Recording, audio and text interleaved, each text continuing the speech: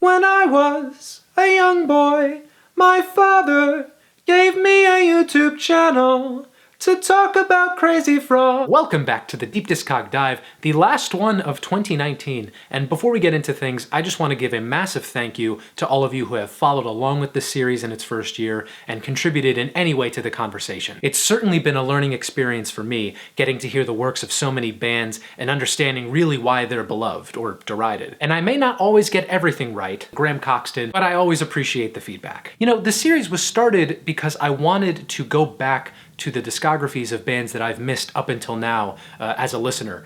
So I figured, why not go back to a band that was huge when I was a kid?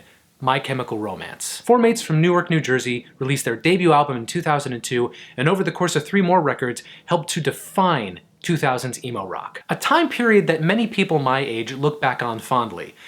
Except me, because I've heard virtually nothing from this band. That whole 2000s emo wave, I completely missed it. I was too busy listening to Shark Tale. So for my own edification, let's check out their 4 main studio albums and see what elementary school me was missing this whole time. Let's dive in.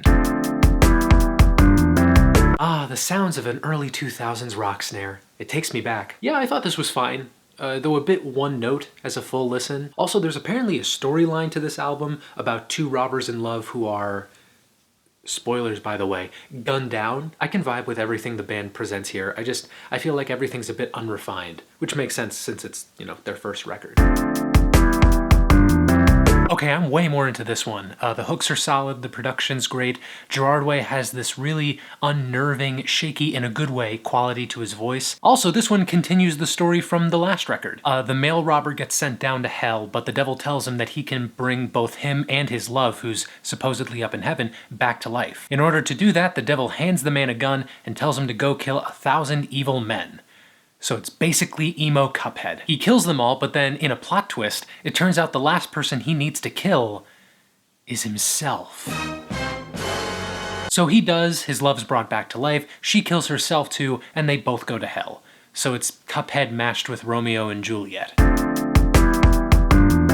Well, lather me in black eye paint and call me XXX Midnight the Sadness XXX. This is a damn solid record. One that has all the best parts of 3 Cheers, the hooks and production, but the band takes risks with how they structure songs and where they pull influence from, leading to an album that's a lot more diverse and less dated than what I was initially expecting. Also, again, a story. This one is famous for being a concept album about a cancer patient who learns that they only have 2 weeks left to live. The actual structure of it is up to interpretation though.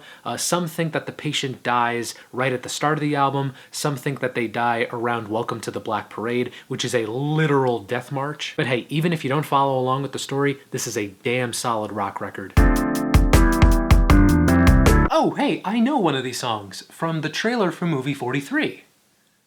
Don't watch movie 43. This leans way more into just straight up conventional rock than what I was expecting. Some of these songs have the most radio-ready hooks this band's ever made. It's like the post-apocalyptic child of Queen and American Idiot era Green Day. Speaking of post-apocalyptic, story time. This record takes place in a post-apocalyptic California in 2019 and follows a group of rebels called the Killjoys as they do battle with a giant corporation called Better Living Industries. There's also a radio DJ who appears occasionally and who gave me major Jet Set Radio Future vibes. Oh, and there was an accompanying comic series co-written by Gerard.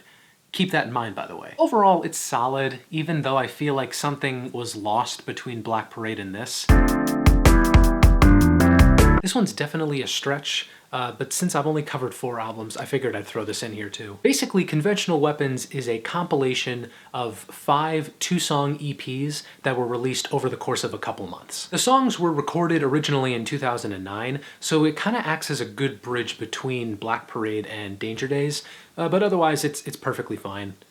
No story this time though. Between this and the band bringing on a new drummer, a lot of fans were expecting new music, and luckily in 2013, the band announced their next album, which would be called, and I believe this is a French term, BREAKUP.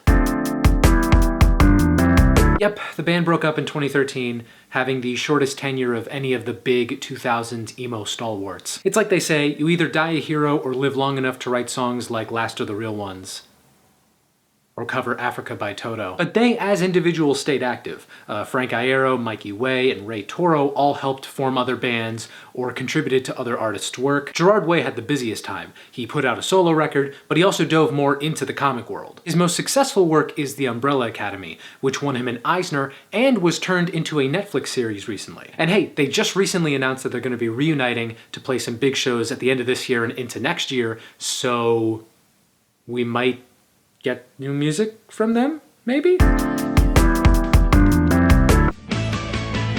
The whole emo explosion may be mocked and memed to high heaven at this point, but it's worth remembering that a lot of those bands became successful because they were capable of writing really solid music. And while I can't say for sure that My Chemical Romance was the best of them, I think they were definitely the most emblematic. And a big reason is because they went all out on their production, songwriting, and storytelling in a way that few bands did. If you're interested in checking out their work, I cannot recommend The Black Parade enough.